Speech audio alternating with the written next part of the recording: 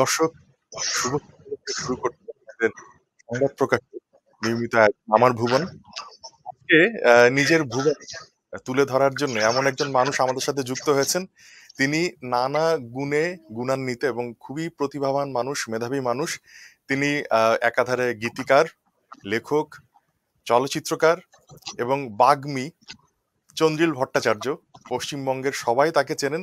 এমনকি ঢাকার এবং বাংলাদেশের মানুষও তার কথা মুগ্ধ হয়ে শোনেন এবং তার লেখাও অনেকে পড়েন হয়তোবা। তবে আমরা যারা লেখালেখির সাথে যুক্ত তারা তার লেখার ভক্ত। দাদা, আপনাকে আমার ভুবন যে অনুষ্ঠান সেখানে স্বাগত জানাই। কেমন আছেন? হুম, ভালো আছি, ধন্যবাদ আমাকে এই অনুষ্ঠানে আমন্ত্রণ জানাবার জন্য। আপনি কেমন আছেন? আমি আছি। ভালো থাকার তো ভালো থাকার বিকল্প নেই। ভালো থাকতেই হয়। তো দাদা, আমরা এই অনুষ্ঠানটা একটু আড্ডা ছলেই এগোবো সামনের দিকে। সেটি হলো যে আহ, আপনি যেহেতু একাধারে অনেকগুলো কাজ মানে শিল্পকলার নানাবিধ জায়গায় আপনার বিচরণ রয়েছে এবং আপনি খুব স্বাচ্ছন্দ্যে সেগুলো আহ, মানুষকে আহ, আসলে পরিবেশন করে থাকেন।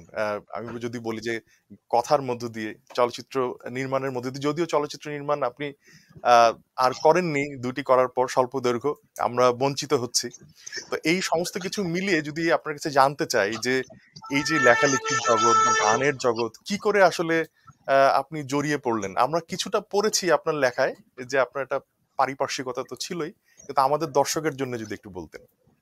দেখুন, লেখার জগতে জড়িয়ে পড়েছি মানে হুট করেই আমাকে একদিন একটা সংবাদপত্র অফিস থেকে ডেকে একটা চাকরি দেওয়া হয়। বলা হয় তুমি লিখতে পারবে কিনা, তখন আমি বলি হ্যাঁ আমার মনে হয় আমি লিখতে পারবো। তারপর মোটামুটি নিয়মিত একরকম লিখতে শুরু করি, তখন অনেক লোকের পছন্দ হয়, অনেক লোকের অপছন্দ হয়, একটু হই হই শুরু হয়। তখন আমি আরেকটু নিয়মিত লিখি। আমি রবিবাসরীয় মূলত একটা ক্রোড়পত্র ছিল, সেইখানে যিনি দায়িত্বপ্রাপ্ত ছিলেন তার অধীনে কাজ করতাম। সেখানে আমি একটা কলাম শুরু করি মোটামুটি ভাবে এই সংস্কৃতি যা চলছে তাই নিয়ে লেখা। উত্তম মাধ্যম সেই কলামটার নাম ছিল। সেই কলামটাও একটু চলতে থাকে, লোকের ভাল লাগে। এইরকম করে বলা যেতে পারে চাকরি সূত্রেই আমার গদ্য লেখা শুরু। তার আগে আমি খুব একটা গদ্য লিখিনি, একটা আধটা লিখেছিলাম বোধহয়। আমরা একটা সিনে ক্লাবের সঙ্গে যুক্ত ছিলাম, সেখানে চলচ্চিত্র সমালোচনা করেছিলাম একটা আধটা। এই গান আমরা একটা কলেজ ফেস্ট বলে জিনিস করতাম, মানে সোজা কথা ইন্টার কলেজ কালচারাল ফেস্টিভ্যাল। সেখানে অনেক রকম ইভেন্ট হতো, তার একটা অনুষ্ঠান হতো পেন্টাথেলন, মানে একটা লোককেই পাঁচটা জিনিস করে দেখাতে হবে, মানে তাকে বিতর্ক করে দেখাতে হবে, তাকে ছবি এঁকে দেখাতে হবে, তাকে একটু নাটক গোছের জিনিস করে দেখাতে হবে, তার একটা ছিল তাকে একটা গানও গাইতে হবে। তা আমি দেখলাম এই কলেজ ফেস্টে তারা সবচেয়ে বেশি নম্বর পায় যারা নিজেরা গান লিখে সুর দিয়ে গান গাইতে পারে। এবার আমি খুব একটা গান গাইতে পারি না, ফলে আমার গান গাইবার কথা না। কিন্তু ভেবে দেখলাম নম্বরটা পেতে গেলে কিছু একটা করতেই হবে, তখন আমিও একটা আধটা মজার গান লিখলাম। হয় কোনো একটা সুর থেকে চুরি করলাম বা একটা সহজ সুর নিচে দিয়ে নিলাম, সেই গান গাইতে থাকলাম, তারও একটা আধটা গান জনপ্রিয় হল। তারপর একটা সময় আমার বন্ধু অনিন্দ চট্টোপাধ্যায়, সে অনেক বেশি গান লিখতো, অনেক বেশি জনপ্রিয় ছিল। তার কয়েকটা গান তখন পশ্চিমবঙ্গের যারা নামকরা গায়ক তারাও নিজেদের নামে চালাতে লাগলেন। যেরকম হয় তখন তো আর সোশ্যাল মিডিয়া নেই যে বলতে পারবেন আপনি যে ওটা আমার লেখা বা হেন তেন। তখন অনিন্দ ঠিক করলো, আমাদের আরেক বন্ধু উপল, তার ইতিমধ্যেই চন্দ্রবিন্দু বলে একটা গানের দল ছিল। তা অনিন্দ ঠিক করলো চল আমি আর তুই গিয়ে ওই গানের দলে যোগ দিই, আমরা কয়েকটা গান লিখবো আর আমাদের সব গানগুলো ক্যাসেট হবে, ক্যাসেট বিক্রি হবে না, কিন্তু লোকে জানবে যে এই গানগুলো আমাদের, অন্তত তারা নিজেদের বলে চালাতে পারবে না। মানে তখন 89 আমি সালে তো হলো এটা? হ্যাঁ, এই না না এই সমস্ত কথাবার্তা যখন আমাদের হচ্ছে তখন 95 সালের শেষ দিক। আচ্ছা। হ্যাঁ, তারপর আমাদের প্রথম প্রথম ক্যাসেট, এখন তো ক্যাসেট বলে না, অ্যালবাম বলা ফ্যাশন হয়েছে। আমাদের প্রথম ক্যাসেট বেরোয় 97 সালে। 95 এই কথাবার্তাগুলো হচ্ছে আর কি, যে এটা করা যায় হেন তেন। তো উপল খুব ভালো, উপল বলে আমার কোনো অসুবিধে নেই। আমরা এখন অনেক সময় সলিল চৌধুরীর গান গাই, কি হ্যারি বেলাফন্টের গান গাই, যদি তোরা চলে আসিস তোরাই লিখবি, তাহলে আমরা শুধু আমাদের লেখা গান গাইবো। তখন ওইভাবে গানটা শুরু হয়। ফলে আমার গদ্য লেখাও শুরু হচ্ছে একটা চাকরি পাওয়ার সূত্রে, গান লেখাও শুরু হচ্ছে আরেকজন বন্ধু মনে করেছিল তার গানগুলোকে একরকম ভাবে একটা অ্যালবামে রূপান্তরিত করা ভালো সেই সূত্রে। আর আমি সত্যজিৎ ফিল্ম ইনস্টিটিউটে পড়াশোনা করেছি, আমার সিনেমা নিয়ে একটা উৎসাহ ছিল। সেখানে একটা ডিপ্লোমা ফিল্ম করেছিলাম Y2K বলে, যেটা কোনো একটা চোরা পথে কেউ ইউটিউবে দিয়ে দেয়, আর সবাই ছি ছি কি অশ্লীল এরম বলে হই এই করতে থাকে, কারোর কারোর ভাল লাগে। তারপর আমরা কয়েকজন বন্ধু বান্ধব মিলে একটা ট্যালেন্ট বলে ছবি তৈরি করেছিলাম, নিজেরাই টাকা দিয়ে নিজেরাই অভিনয় করে। আর আমি একটা প্রায় কাফকা বলে ছোট্ট ছবি তৈরি করেছি 0.5 ঘন্টা, সেটা হইচইতে গেলে দেখা যায়। আপনি বললেন দুটো, আমি 3টে করেছি, কিন্তু তার হ্যাঁ একটা ডিপ্লোমা ফিল্ম, ওটা তো করতেই হতো, ওটা পরীক্ষার খাতা জমা দেওয়ার মতন। এটা সত্যিই যে বিশেষ হ্যাঁ। চলচ্চিত্র আমি করিনি, এবং সেই জন্য আমার খুব আফসোস আছে, হয়তো করতে পারবো, জানি না। না, অনেক ধন্যবাদ। কিন্তু আমরা যেটা আহ, জানলাম যে চন্দ্রবিন্দু শব্দটা আপনারা বেছে নিয়েছেন যে সুকুমার রায়ের হযবরল থেকে, মানে, এবং সুকুমার রায় যে দেখুন ধরনের চন্দ্রবিন্দু ননসেন্স। কিন্তু, হ্যাঁ, জি। হ্যাঁ বলুন। মানে আহ, সুকুমার রায় যেরকম ননসেন্স রাইম এবং রাইমিং এক ধরনের আহ, যে সেন্স উনি তৈরি করতে হ্যাঁ, চাইছিলেন হ্যাঁ, বা করছিলেন, আপনার গদ্যের ভেতরও কিন্তু এক ধরনের ননসেন্স প্রোজ একটা একটা ঝোঁক আমি দেখি। মানে আমি ভুল হতে পারি, কিন্তু পাঠক হিসাবে আমার কাছে মনে হয় যে সুকুমার রায় গদ্য লিখছেন এরকম মনে হয় মাঝে মাঝে। সুকুমার রায় যদি ছড়া লিখছেন ননসেন্স রাইম, কিন্তু আমার চন্দ্রিল ভট্টাচার্যের লেখা পড়ে মনে হয় অনেকটা ওইরকম যেন চন্দ্রিল চেষ্টা করছেন যে আহ, সুকুমার রায়ের মতো করে ননসেন্স প্রোজ তৈরি করার। এটা দেখুন কি ঠিক? সেরকম কোনো সচেতন প্রয়াস আমার নেই। আপনার আচ্ছা, পাঠক হিসেবে মনে হতেই পারে, অনেকে বলেছেন আমার লেখায় তারা হুতমের ছায়া পান, হতেই পারে, আচ্ছা, থাকে। আচ্ছা। সেরকম ভাবে আমি নির্দিষ্ট করে বলতে পারবো না যে আমি কিরকম করতে চাইছি, আমি আমার মতো করেই লিখতে চেয়েছি। এটা ঠিকই যে আমাদের চন্দ্রবিন্দুর গানে এবং আমার গদ্যে রসবোধটা একটু বেশি প্রবল। কিছু কিছু ক্ষেত্রে আমরা সেটা করি এত বেশি যে অনেকে বলেন যে দূর, ওটা তো কোনো লেখা হচ্ছে না, ওটা শুধুমাত্র কিছু মজা হয়ে যাচ্ছে। কারণ অনেকেই মনে করেন মজা জিনিসটা খুব লঘু, এবং তা করলে একটা জিনিসের গুরুত্বকে অস্বীকার করা হয়। আমি তা মনে করি না, এবং আমার আমার ধারণা অনেকে তা মনে করেন না। তো সেক্ষেত্রে আহ, একটা রসিকতার ঝোঁক, একটা বক্র দৃষ্টিতে জিনিসগুলোকে দেখা, এটা আমার স্বভাব সূত্রেই আসে। মানে সেটা আমি কথা আচ্ছা। বললেও আসে, সেটা আমি লিখলেও আসে, সেটা আমি গদ্য না লিখে গান লিখলেও আসে। না, একমাত্র আপনার আমি যখন, লেখায় আমি চন্দ্রিল দা, আমি একটু থামাই। আপনার লেখায় কিন্তু একটা মনে হয় যে আপনি হুল ফুটাচ্ছেন সব জায়গায়। মানে রবীন্দ্র চর্চা যারা করছেন তাদেরকে হুল ফুটাচ্ছেন, মধ্যবিত্তকে হুল ফুটাচ্ছেন। মনে হচ্ছে যে আপনি সবার যেন একটা সমালোচনার আহ, বক্র দৃষ্টিতে আপনি দেখার চেষ্টা করছেন। মানে এই যে একটা ভঙ্গি আপনার থাকে, হ্যাঁ, মানে এই এটা। ভঙ্গিটা, এই ভঙ্গিটা আমার আছে। আসলে কিছু করার নেই, কিছু কিছু লোক আছে না, তাকে বলা হয় চোখে আঙুল দাদা। তারা কারো ভালো সহ্য করতে পারে না, কেউ কিছু ভালো করলেই সে বলে ও ভালো বটে, কিন্তু দেখো ওই জিনিসটি খারাপ। হ্যাঁ, ও করেছে বটে বাড়িটা, কিন্তু রান্নাঘরটা বড় ছোট। এরকম কিছু লোক থাকে যার কাজ হচ্ছে খুঁত ধরে বেড়ানো। এবার ভালো ভালো বাংলায় তাদের বলা হয় স্যাটারিস্ট। মানে তিনি একটা একটা ব্যঙ্গচিত্রের মাধ্যমে কোন একটা কথা বলতে চাইছেন, সমালোচনা করছেন। কেউ মনে করেন যে তারা, হ্যাঁ ইনি একজন ভালো স্যাটারিস্ট, কেউ বলেন যে না না তা নয়, ইনি কিছু পারেন না, ইনি শুধু অন্য লোকে দোষ ধরে বেড়ান। এটা হচ্ছে এটা স্বভাবের একটা ত্রুটি হতে পারে। যাই হোক, এই এই ধরনটা আমার আছে, এটা আমার চন্দ্রবিন্দুর কিছু গানেও আছে, যদিও চন্দ্রবিন্দুর অন্য রকমের গানও আছে। কিন্তু আমার গদ্যের এই ধরনটা, এটা আমি ধরেই নিয়েছি যে আমি এরকমই লিখবো। আমার সত্যি সত্যি সমাজের কিছু কিছু জিনিস দেখে একটু রাগ টাগ মাঝে মধ্যে হয়, সেটা নিয়ে লিখি। যখন রাগ হয়ও না, তখনও কিছু নিয়ে লিখতে গেলে আমার তার ত্রুটি আর বিচ্যুতি নিয়ে মজা করতে ভারী ভাল লাগে, ফলে আমি তা করি। এবার না, সেটা কারোর কারোর না, পছন্দ হয়, ঠিকই কারোর আছে। হয় না। না, সবাই তো আর এক ধরনে বা এক ভঙ্গিতে লিখবে না। ধরুন সমাজে যে ধরনের বিচ্যুতি আছে, যে ধরনের অসামঞ্জস্য রয়েছে, সেগুলো তো সিরিয়াস ভঙ্গিতে মানুষ লেখেই।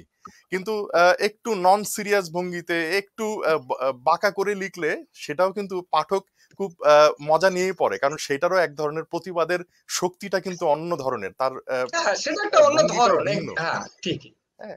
তো চন্দ্রিলদা, আমি জানতে চাইবো যে আপনার যে এই ৩টি চলচ্চিত্র, তার মধ্যে আহ, দুটি আমার দেখা হয়েছে, এবং আমি বলতে কোন চাইবো যে দুটি?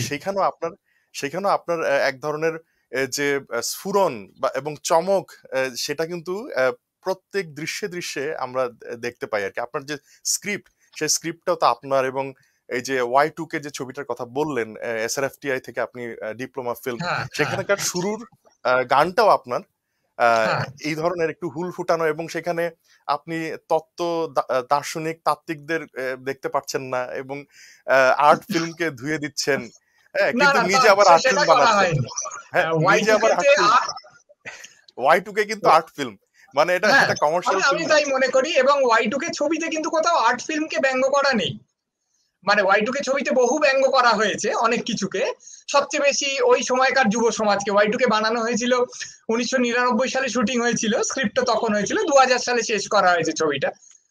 ওই সময়কার যে যুবক যুবতী, তাদের যে ধ্যান ধারণা, যেরকম জীবন যাপন, তাকে নিয়ে একটু মজা করা হয়েছে।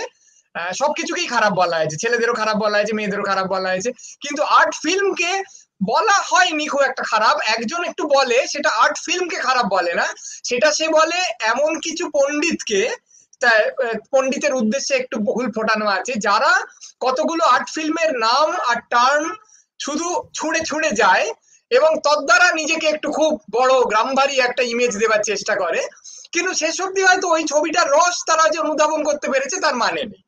কিন্তু আর্ট ফিল্মকে বাজে কথা বলা হয়নি, বলা হচ্ছে যে ওই হয় না যে আমি বইটা পড়লুম না, ব্লাডটা পড়লুম, আর তারপর আপনার কাছে এসে খুব পণ্ডিতি বলালুম। আমি ছবিটা দেখলাম না, কিন্তু 4টে নাম জেনে নিলাম, কিন্তু তারপর বললাম যে এই ডিরেক্টর ওই ডিরেক্টর বলে আমি আড্ডাটা জমাবার চেষ্টা করলাম। সেই লোকগুলোর প্রতি একটু উল্পটানো আছে বটে। হ্যাঁ, মানে এটা আসলে পুরো ছবিটার ভিতরে সেরকম একটা রস দেখা যায় যে শুধু উপর উপর একটা ভাব, যে প্রেমটাও উপর উপর একটা ব্যাপার কিন্তু দেখি যে ওই ছবিটার ভেতরে।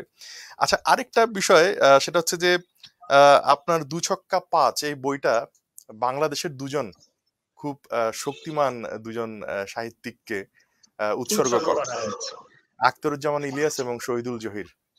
তো আমি জানতে চাইবো যে বাংলাদেশের সাহিত্য নিশ্চয়ই আপনার পড়া হয়, এবং বর্তমানে এখনকার সাহিত্য ওইভাবে পড়া হয় কিনা, বা পড়লে আপনার সেটা এক ধরনের আপনার প্রতিক্রিয়া জানতে চাইবো। হ্যাঁ, আমার যদিও আমার আসলে এই মুহূর্তে পড়া হয় না। সত্যি বলছি যে বাংলাদেশের সাহিত্য বা সংস্কৃতিতে কি হচ্ছে না হচ্ছে, এই বিষয়ে আমি খুব একটা ওয়াকিবহাল নই, একেবারেই নই। এই বিশেষ দুজন আমার খুব প্রিয়, এই দুজনের আখতারুজ্জামানের গদ্য তো অনেকদিন আগেই আবিষ্কার করেছি, মানে ওটা তো প্রায় আমাদের মানে অবশ্য পাঠ্য কি কি সেই নিয়ে যারাই কথা বলেন তাই বলেন। আখতারুজ্জামানের ছোট গল্প আগে পড়েছি, পরে উপন্যাস গুলো পড়েছি। শহীদুল জাহিরটা খুব আকস্মিক ভাবে আমি আমি জানতুমও না ওর নাম। আমি যখন খবরের কাগজে চাকরি করি তখন আমার যিনি বস, তিনি আমাকে এসে একদিন বলেন যে তুই কি জানিস এর নাম, তুই কি এর কোনো বই পড়েছিস? আমি বলি না, আমি এরকম কোনো বই পড়িনি। তারপর উনি আমাকে বোধহয় ডলু নদীর হাওয়া ও অন্যান্য গল্প এই বইটা প্রথমে দেন। সেই বইটা পড়ে আমি মুগ্ধ হয়ে যাই, এবং তারপর ধীরে ধীরে শহীদুল জাহিরের সমস্ত লেখাই প্রায় পড়ি। এবং আমার খুব অবাক লাগে যে আখতারুজ্জামান ইলিয়াসের নাম তো অনেকে জানেন, কিন্তু শহীদুল জাহিরের নাম অতটা বেশি তখনও অবধি আমাদের পশ্চিম বাংলায় লোকে জানতেন না। অথচ উনি যে পরিমাণ নিরীক্ষা করে গেছেন, যে পরিমাণ, মানে আমি অবাক হয়ে যেতাম যে একটা দুটো গল্পে একটা গদ্যভঙ্গি নিরীক্ষা উনি করলেন, তারপর আর করলেনই না। অর্থাৎ উনি পুনরাবৃত্তিতে বিশ্বাসী করেন না, উনি নিজেকে রিপিট করবেন না, উনি আবার একটা অন্য দিকে চলে গেলেন।